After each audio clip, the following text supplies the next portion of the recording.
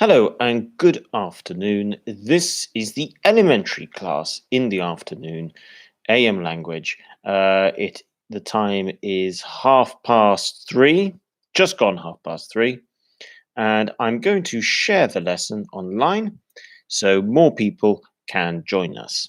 We have one person already. Good afternoon, and two people. Okay, hopefully more people join us and we can have another good lesson. The class in the morning was very good. It was successful. Um, and hopefully both lessons this afternoon will have a similar result. So the lesson has now been shared, so we can start. We now have four people, and we're getting closer to a normal size class. Who knows? By the end of it, maybe we'll have nearly 12. Good afternoon, Leon. How are you? Yes, I am well, thank you, Leon. Thank you very much for asking. How are you? Are you doing well? Are you having a good day? Um, so in this lesson here, we are going to be looking at the elementary book of outcomes. We're going to look at Unit 7, People I Know.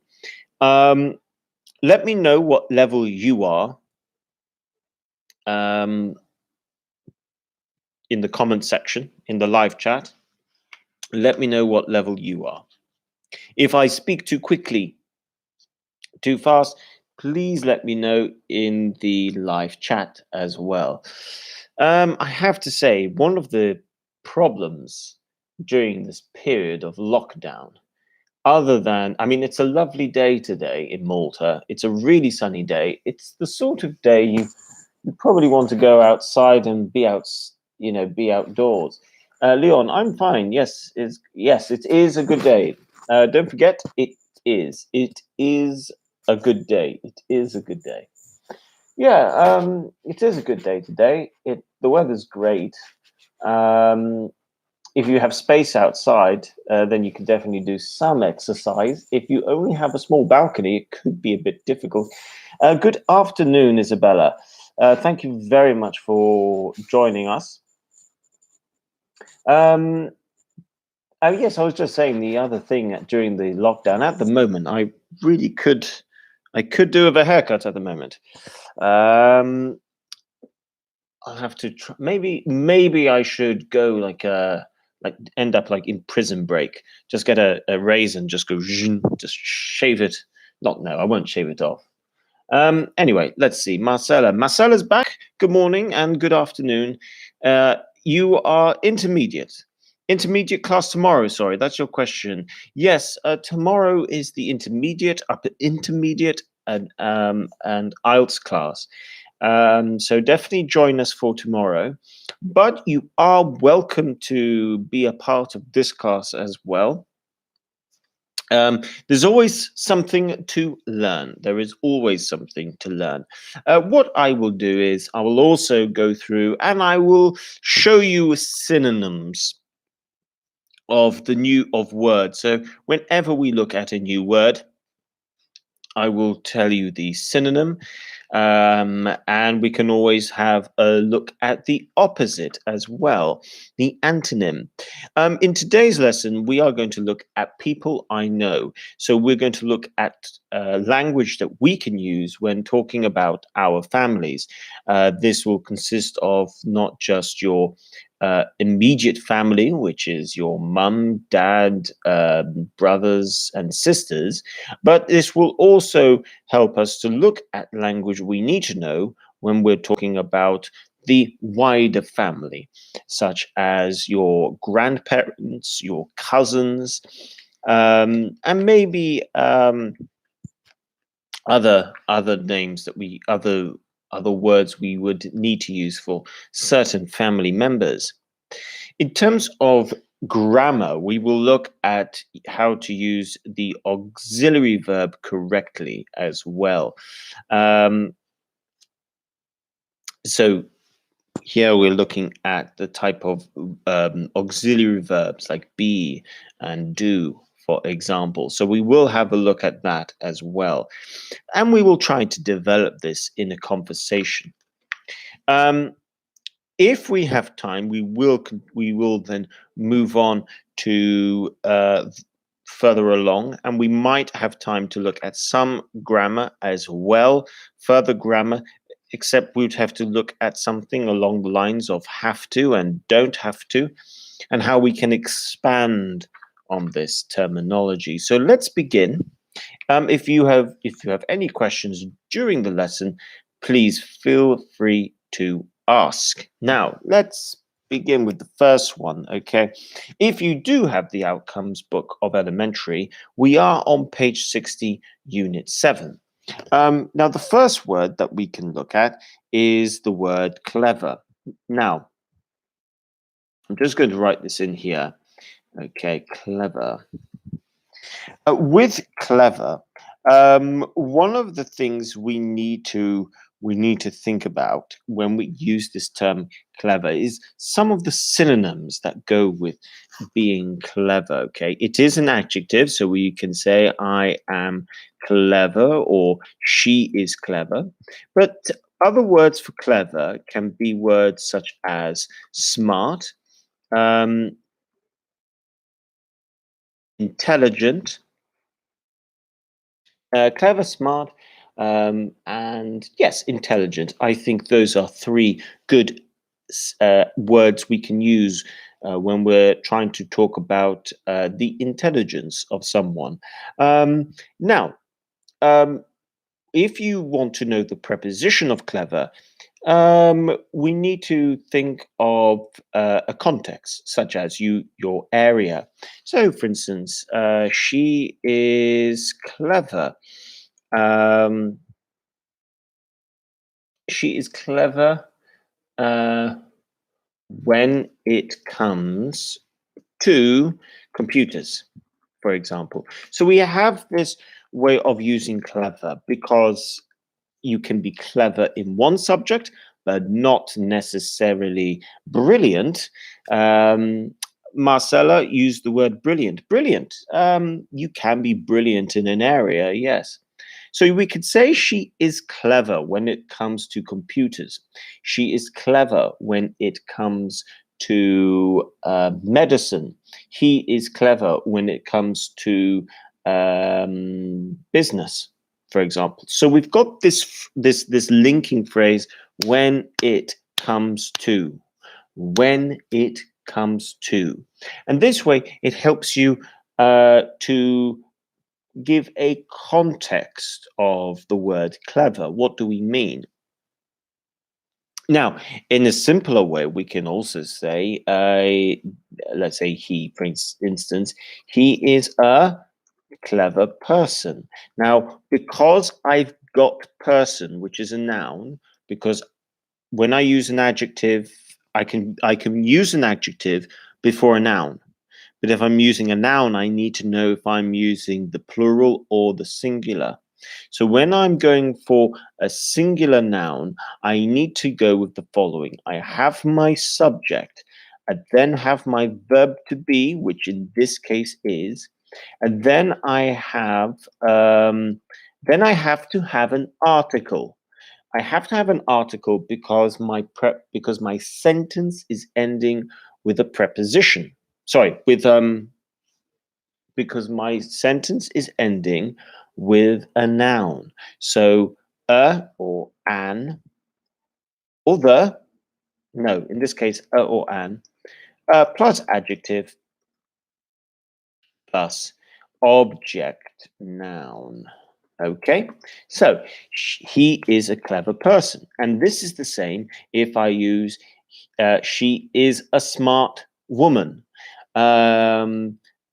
If I use intelligent, I have to use an. So they are, sorry, she is she is an intelligent woman, for example. So I can go with that construction, and I need to remember the word phrases linking like that. The other preposition I can use, the other way I can talk about. So we've got this. She is clever when it comes to computers. He is. We can just simply use it as pronoun, verb to be, and adjective. I can also use this as a sentence. So he is smart. He is clever. She is intelligent. So those are the different type of language structures we can use when using this word. Now, if you want to know what the opposite of clever is, the opposite, and the language structure is the same, but the opposite to clever would be, okay, stupid, unintelligent, unintelligent, not. You can also go with not smart as well. So yeah, that would be the opposite to clever. You've got stupid, unintelligent, and not smart. There are plenty of other words we can use, but I think that's a good starting point for us. So let's move on to the next word. We've got dead. Now, another way of saying dead, because dead is usually quite a strong word to use, we can use a term called passed away. So we can say he has. Now, I'm going to introduce something here. So we can say he has. Um, he has died. He has. So we can say died. So died and passed away are the same things. I should say, he has passed away. Or he is dead. Now, those are the three ways that we can say that someone has died. I can tell you, he is dead is a very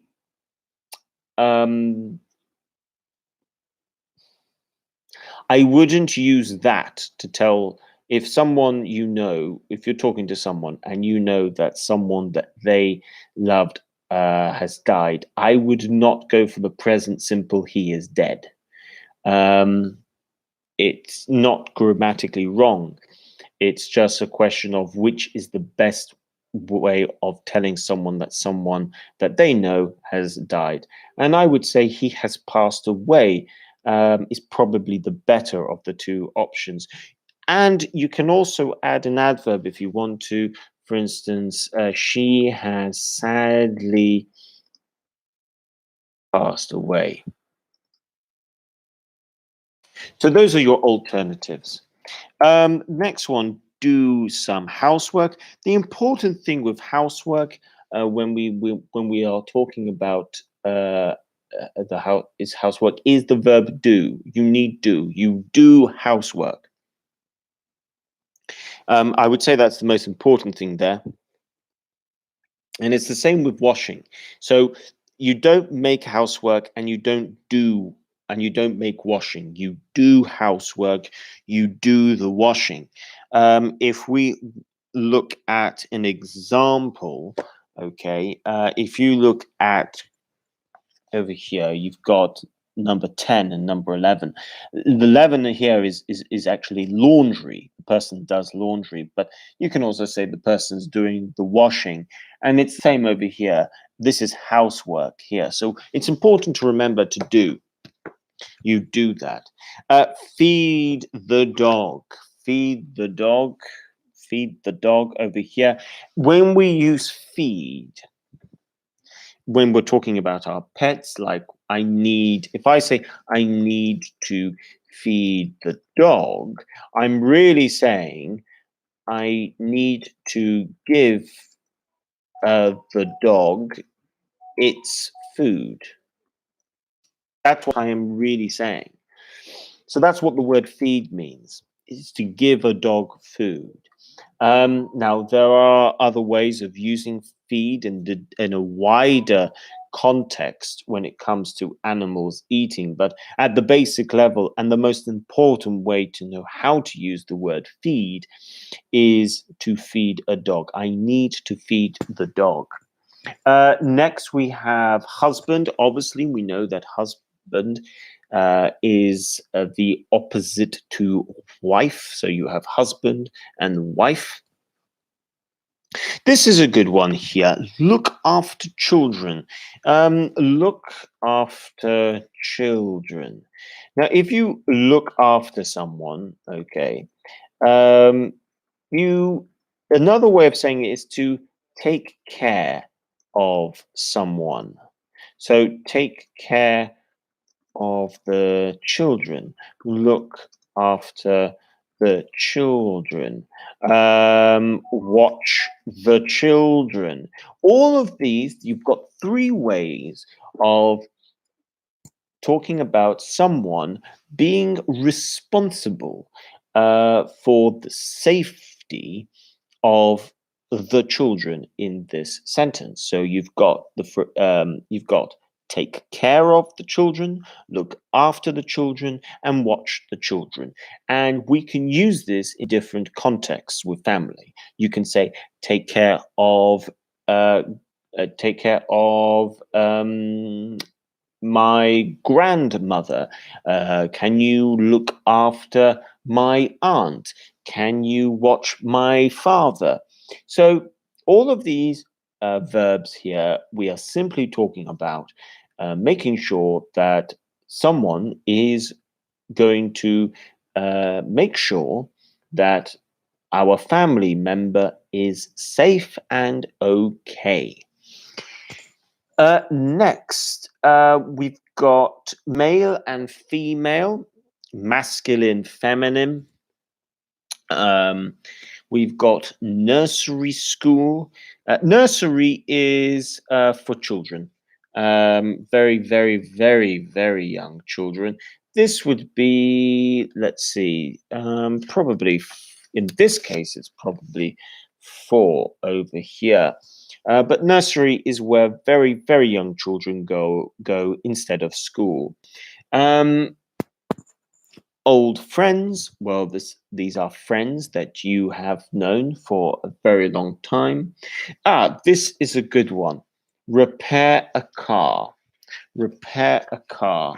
In this case, this is going to be number 6 over here. Repair a car. If you repair, okay, so if we go with the word here and we'll look at other words we can use, we've got repair a car. You can also go with fix a car, mend a car. All of these things, these are 3 words we can use to when we are looking at technology or equipment that is broken. So if the TV is not working, you can fix the you can fix the TV. You can repair the car. You can mend the door of the house, for example. So all of these things, again, we've got 3 really useful words that we can use when we want to try and make something that is broken not broken. Strict. She is strict. She is a strict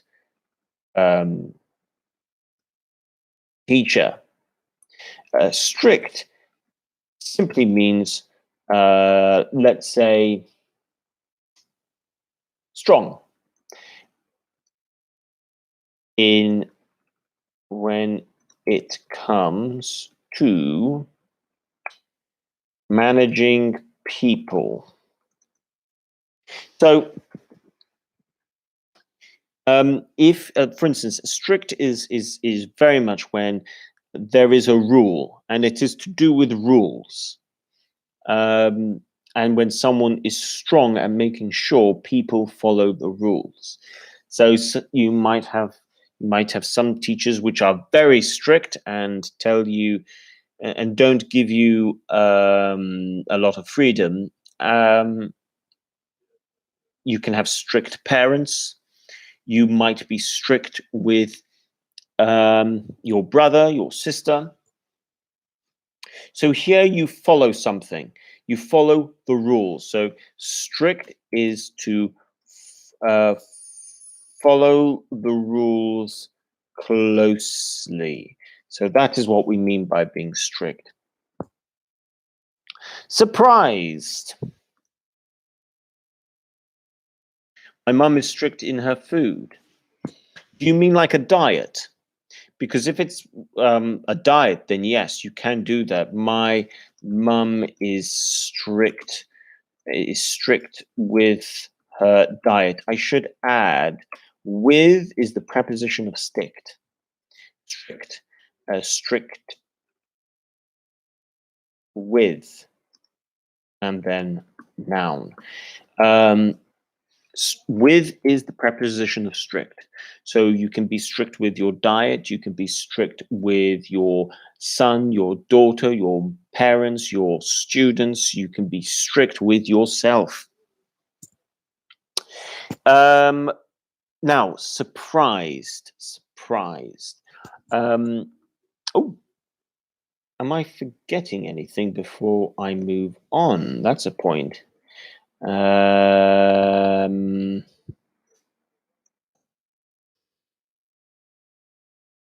Yes, I am. I've nearly forgotten something. I forgot to tell you what the opposite to strict is. So the opposite to strict,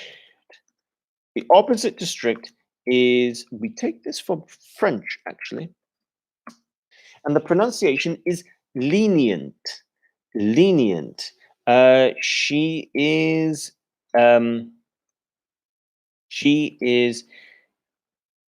lenient. Don't be too lenient. And Marcella, yes, you are right. Lenient is soft. If you are too lenient, then you are too soft. Yes, you might be a bit soft as well. So, for instance, your dad might be strict, but your mum is lenient. You might find that when you're at school, you had an English teacher and you had a maths teacher, and the maths teacher was very strict, but the English teacher or the Spanish teacher or your German teacher was lenient. And that is the opposite. So on one hand, you have strict, and on the other hand, you have lenient. And if you're going to use a comparative, then this is how you can use it. So you can say she is more lenient. She is more lenient than John, for example. She is not as strict as John. Any other ones I can use?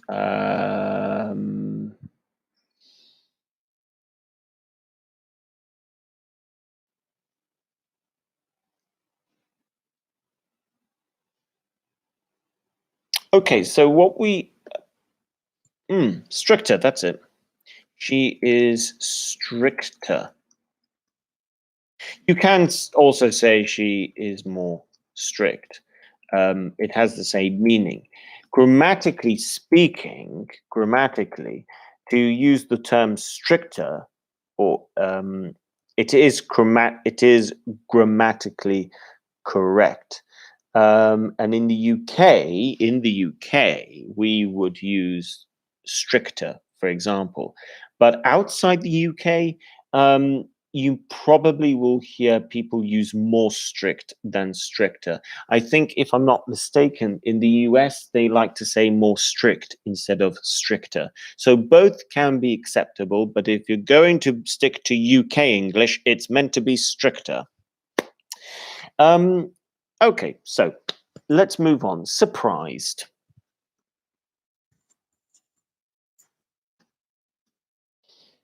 Simply meaning you've got surprised, shocked, and you've got taken aback.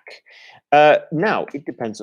These are three ways of saying, whoa, I was not expecting that, or I did not think that was going to happen. Now,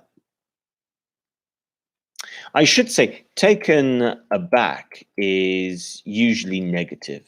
So that is if you are surprised in a for negative reasons. Shocked, if you are shocked, that can be both. And surprised can be both as well. That can be both as well. Surprised. I am surprised. The opposite is simply you putting not. So I am not surprised. I am not taken aback. I am not shocked. So if you want to use the negative, you just put not before the adjective. Fit. Next one, fit. Very fit. The opposite, very unfit. In a comparative, we would say she is fitter than Terry. So notice we wouldn't say more fit, we would say fitter, fitter. And we have to have two T's, fitter. She is fitter. A synonym to fit would be good shape. So she is in good shape, for example. He is in good shape. And that would be a good synonym to the word fit. And finally, we have wedding, and wedding simply can be shown with... Where is the wedding? Right, for some reason there is no photo of a wedding in this one, but a wedding is when you get married. A wedding is when you get married. I think it's actually, I didn't notice, I think it's actually meant to be 7. A wedding is meant to be 7 over here if you've got the book. It's easy to miss, but yes, that's when people get married. So that takes us through there. Let's look at the different, let's look at language for members of your family. So let's start off with parents. Now, you've got in UK English, you have mum and dad. In US English, you have... In US English, you have mom and dad. I'm going to be honest. I'm English and I cannot. I don't like the US version of mum. I don't like the pronunciation. I don't like the spelling. It just looks wrong to me. I mean, it's American English, so it's right, but I just can't get my head around it. Nah. Anyway, but that's just me. I'm English, and I'm from the UK, so I can make fun of US English. So what else do we have? Now, other words. You've obviously got mother and father. Now, for their parents, so for your mum's parents, for example, well, for your mum and dad's parents, we would call them grandparents. And this is when you would have grandpa and, or, well, you've got two. You've got grandpa and grandfather. grandfather, for example, and you've got grandma,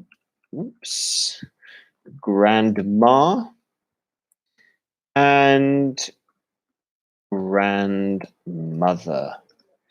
Okay, grandpa and grandpa and grandma are informal, and grandfather and grandmother are formal.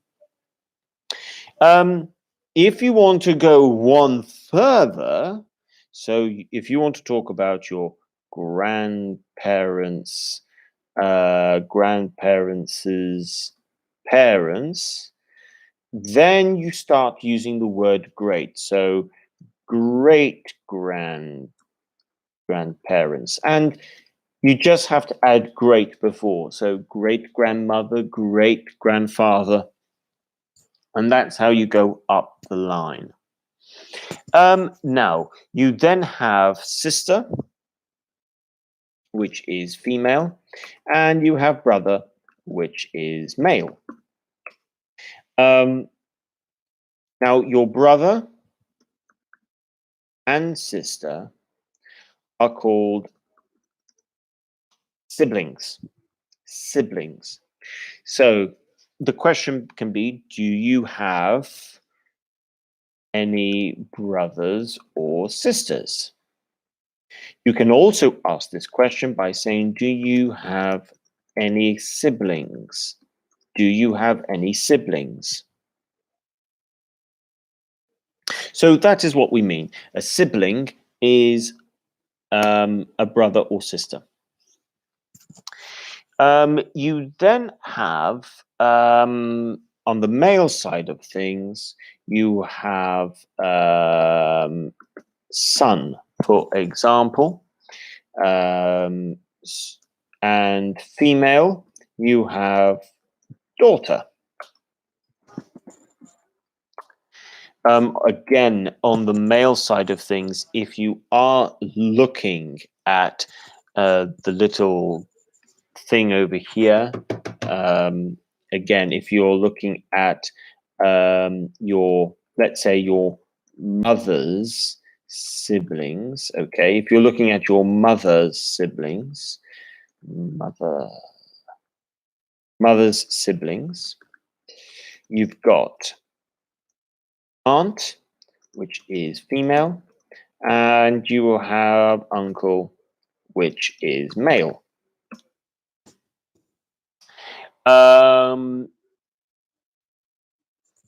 Okay, cool. I think that's all right. And then you have cousins. Now, a cousin is, to put it exactly, if it's Spanish, if it's Italian, it would be cugina. I think it's similar in Spanish, but quite simply put, what is a cousin? A cousin is let's say your uncle's children or your aunt's children. That's what a cousin is. And you can, as you go down the line, you've got first cousins, second cousins, and so on and so forth. So let me know in the comments section, how many uncles and aunts do you have? Do you know how many children do you know how many cousins you have? How many sisters do you have? How many brothers do you have? Yeah, let me know in the comment section. So let's have a little look. Now, it's not in this book here, but just to let you know, I invite you to look. Thank you very much, Leon. Cousin in Spanish is primos. Primos. Thank you very much, Leon. I shall remember that. As it is Spanish, does it make a difference if it's male or female? Would it be primas? If it's feminine, for example, let me know in the live chat. Is it always primos, or does the word change because masculine and feminine in Spanish? Let me know. So let's move on. If you have any questions, just ask. So let's move on to the next thing. So the next thing here, what we're going to look at is some auxiliary verbs. I'm just going to have a glass of water. Primas. Thank you very much, Marcella. Thank you very much. So I've learned some Spanish today. Primos and primas. So I could say tengo, meaning I have. Tengo primos or tengo primas. Okay, I think I understand. Thank you very much, Maria, as well. So we have Leon, Marcella, and Maria. Thank you very much for telling me what cousin is in Spanish. Thank you very much. It's always useful to know what these words are in different languages.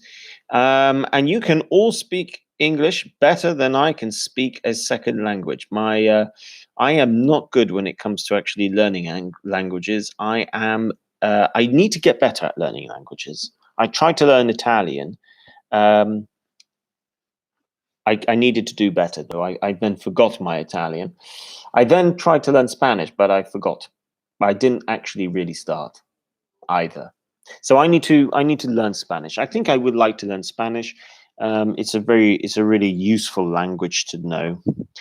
Plus, I really like South America as well, so I would quite like to learn Spanish so I can go and spend more time in South America in the future. Last year, I went to Ecuador, Peru, Bolivia, Argentina, and Chile, and I'd very much like to go back. I still need to go to Colombia, and I still need to go to the south of Argentina, to Patagonia as well. So there's plenty of places that I can go to in South America, and knowing Spanish would be very useful. So let's look at grammar. We've got auxiliary verbs such as be and do. And we can use this to answer questions. So we don't need to repeat the main verb. So for instance, if the question is, did you go out yesterday? We can simply say, yeah, I did. Or, so are you married, Ted? Yes, I am. The point is, we can use the auxiliary verb simply to answer the question. So, to give you an example, if the question is, do you like traveling? Okay, I do not need to respond by saying, yes, I like traveling. I can simply say, yes, I do, or no, I don't. And that would be in the negative form. No, I don't. Do you like arepas, which is a Colombian dish, which I was introduced to, and I would say, yes, I do. Do you like Italian? Do you like drinking Italian wine? Yes, I do. Do you like coffee? Yes, I do. Are you good at something? So maybe that's the question. For instance, are you good at languages? Maybe that's a question. Are you good at languages? Isabella, yes, I do. Correct. So, are you good at languages? In this case, instead of saying, yes, I do, we can say, yes, I am. Now, you will notice I cannot go, yes, I'm. I cannot say, yes, I'm. I would have to say, yes, I am. So if we are going to respond, we cannot contract the verb and the pronoun. We need to leave it separate. Isabella, I like a repas. Well, a repas is excellent. I agree. I like it with chicken inside as well. So yes, I am. same with question. Maybe your mood. Are you okay? Yes, I am. Or no, I'm not. Now here, if it is the negative, that's when you can say I'm. So if it's the positive, it has to be I am. If it's the negative, no, I'm not. Are you well? Yes, I am. Or no, I'm not.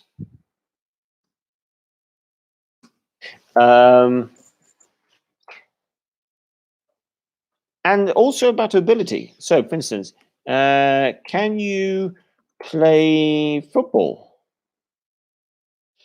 Yes, I can. Or no,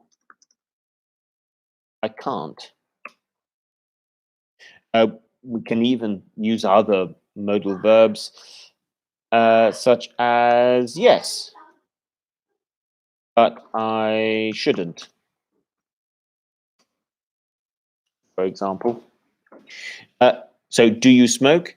Yes, but I shouldn't. Do you? I don't smoke personally. I'm just giving it as an example. So you can end your sentences with the auxiliary verb when you are answering, either positively or negatively. But we need to remember that we only go for the contracted pronunciation when it's a negative. So I am going to ask you, I cannot is correct. If you go with no, I cannot. Yes, that is correct. That's not. That is not incorrect. However, if you say no, I cannot, it's quite formal. In I cannot. It's more formal, really. That's all I would say. And don't forget, cannot, when written formally, is one word, not two words. Cannot. So for example, if you're in the working environment, you might say, no, I can't, cannot. Now, maybe you want to be polite, maybe really polite, or formal. Let's say you work in a hotel. No is a very strong word to use if you work in a hotel or a restaurant. So instead of using no, we could say, sadly, I can't. Or even better, sadly, I cannot. So if you want to say no, but you don't want to use the word no, you want to use a different word, you can say sadly I can't, or sadly I cannot. It's let's see another one. Will you be at work today? Yes, you can also use this with will. You can use it with will. So let's say, will you be at work today? You can say, yes, I will. No, I won't. Sadly, I won't. Sadly, sadly, I will. Would you say I will not? Sadly, I will not. Not with this sort of speaking. Not with this language. You can. It makes sense, but it's just not used. If you're going with that, no. I would want more language with that. So although it's not incorrect, I just wouldn't use it. It's not a native response. So yes, I will. No, I won't. Sadly, I won't. What else? If you want to say maybe, for instance, you can say, let's say, will you be at the party later? Maybe that's a question. You might respond with, and you don't know, you could say, hope. You take hope and you turn it into an adverb. Hopefully. Hopefully, I will be. Hopefully I will. Or if it's maybe a no, then you can go with maybe not. That's one answer. Or possibly not. That's another answer. You've got those responses as well. So it's easy to continue and really expand on it. Eva, can you say unfortunately instead? Can you say unfortunately instead of?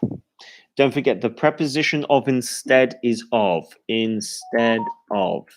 So can you say unfortunately instead of sadly in the same context? Eva, to answer your question, the answer is yes. You can use unfortunately instead of sadly. So you can use so for instance, will you be at work today? And you could reply by saying, unfortunately, I won't, for example. And that is simply what it is. Again, I could ask you a question. Are you married? And you might tell me, sadly not, or sadly no. Yes, I am. And if you're not happy in your marriage, then you might say, well, sadly, yes, or sadly, I am. Hopefully, that is not your answer, because that would be a bit sad. And that is all we can do really with the auxiliary verbs when trying to answer a question of this nature. So I am going to ask you guys a question. I will write it in the live chat. And what I would like you to do is I want to see how many of you can answer in under 20 seconds. How many of you can answer in under 20 seconds? 20 seconds. So my first question to you guys is, are you let's start off with, are you married? Let's start off with that. Are you married? Let's see what you guys come out with. You do not need to answer if you don't. If you want to play around with your language, you can do. So 20 seconds starting from now. Please give me your answers.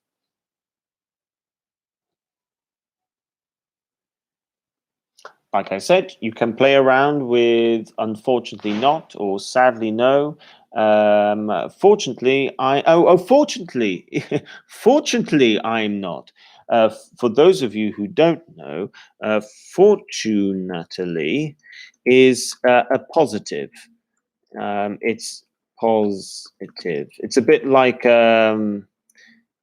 thankfully or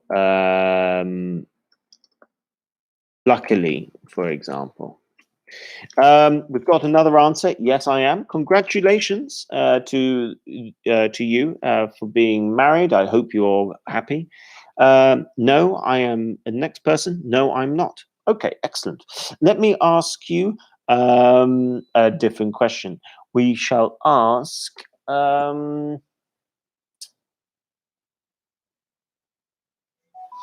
Next question. Are you fit and healthy? So that's the next question. Same sort of thing. Are you fit and healthy? Again, another 20 seconds. Let me know what your answer is. At the moment, am I fit and healthy? Yes, I am. Yes, I am. Not as much as I would like to be, but yes, I am. Yeah. Okay, we've got one answer already. Yes, I am. Good. I'm very happy to hear, Eva, that you are healthy and that you're fit and healthy. We've got another person, Diana. Thank you very much for commenting. Yes, I am. Good. Excellent. I'm very happy to hear you're all fit and healthy despite the lockdown. Maria, yes, I am. Excellent. So we have a fit bunch of students here. Lovely. Okay, let me ask you one last question. Can you cook? So that's my next question. Can you cook? Can you cook? Leon answering the previous question. Yes, I am. Excellent. So well, everyone has said that they are fit and healthy. Let's see what people respond to the next question. Can you cook? Can you cook? Now, if it's not a yes or a no, and it's somewhere in the middle, you can say kind of. Okay, that can be an answer. Middle is is in the middle. It's not a yes, it's not a no, it's kind of. It's a bit like so. It's a bit like so. So we've got Isabella. No, I can't. Okay, never mind. Maria, yes, I am. I think Maria is answering the previous question. Oh, but she already. All right, don't worry. Now, in this case, Maria, it's going to be yes, I can because of the question, can you cook? Because I'm using can, the answer has to be with can or can't. Maria, thank you very much. Yes, I can. Leon, yes, I can. Maria, every day. Oh, every day. If you're talking about an everyday habit, you need to use the present simple. So if you're going to use the present simple, when you talk about, because this is a daily routine, this is a daily routine, so we have to use the present simple, in which case, I cook every day. Okay, I cook every day. Leon, yes, I can. Maria, yes, I can. Marcella, yes, I can cook very well. Wow, okay, right. Marcella, someone is a good cook here. Eva, I can cook, but I don't fancy of doing it. Okay, quite close, Eva, quite close, nearly there. If you want to go with that, you would say, I can cook, but I don't fancy doing it today, for example. Now, you don't use a preposition with fancy. I should tell you for other students, what does Eva mean by fancy? Fancy in this case, if you don't, I don't fancy cooking. Okay, if I say I don't fancy cooking today, it simply means I don't feel like cooking. And we can also use this when when we're trying to choose what movie to watch. So the question might be, do you fancy watching? I should tell you, when you use fancy, um, the verb has to be ing. So do you fancy watching an action film? And you might respond saying, no, I don't fancy I don't fancy it. Yes, I fancy it. Yes, I fancy actually, because it goes back to the auxiliary verb, you can simply reply like that. So, do you fancy watching an action film? No, I don't fancy it. Or, yes, I fancy it. And fancy simply means, in this case, feel like. I don't feel like watching it. I do feel like watching an action film. Okay, guys, so very well done. We've looked at quite a bit of language here. Now, just to let you guys know, because I can see that you all of you have been doing this in the live chat. How do you add extra information? Of course, you can use the word but. So if we go back, can you cook? Yes, I can, but. So for instance, if the question were to me, can you cook? I would say, yes, I can, but I can't cook many things, but I can cook some things well. So that's my answer. Yes, I can cook, but yes, I can cook, but I can't cook many things well. Yes, I can cook, but I can't cook many things well. I can cook a bolognese. I can cook spaghetti carbonara. I can cook pizza. Ooh, here's a good word, scratch, from scratch. I can cook something from scratch. If you can cook something from scratch, it means from the term scratch, from scratch, it means from the very beginning. Very beginning. So this means you did not go out to the supermarket and buy something half done that you then put in the microwave. From scratch means you made everything. So if you're going to make a cake, you can make it from scratch. If you're going to make a pizza, you can make it from scratch. Bread, you make it from scratch. It means you've got the flour, you've got the butter, you made everything. One of the things I would like to learn is to make arepas from scratch. I have tried to make sushi from scratch. I was not successful. That was not good. I have tried to make chocolate cake from scratch. That was terrible. I am not good at baking. I can cook, but I cannot bake. Baking is you have to follow the recipe and very, very closely, and I'm not good at following recipes. Some of you might know a television English chef called Jamie Oliver. I like to cook like Jamie Oliver. I don't measure. I just take something, I throw it in there, and hopefully it comes out well. That's my style, really. So guys, thank you very much. That takes us to the end of today's elementary lesson. Now, don't forget, we still have one more lesson today, and that is at 5 o'clock. 5 o'clock pre-intermediate. 5 o'clock pre-intermediate today. That will complete today's lessons. So for some of you, if you feel like joining me at 5 o'clock for a pre-intermediate lesson for 1 hour, you are welcome to do so. And I will be back at 5 o'clock. Please like and share the video, and please share the YouTube channel with people that you know who might like our lessons and what we are doing here. Maybe friends, maybe students that you know who are thinking of learning English. So yes, please like and share the video. And if there's anything and by the way, you are free to write in the live chat section here, and you are free to write in the comment section as well. What I would say is, if you have any questions, please ask in the comment section.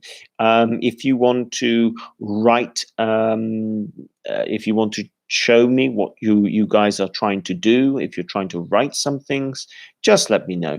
Isabella, thank you, Richard. Thank you, Isabella, for joining, and thank all of you for joining. We've got a special shout out for Isabella, Maria, Eva, Marcella, Leon, and anyone else, Diana, and anyone else who wrote in the live chat section of today's lesson. Thank you very much. All the best, and see some of you later today at 5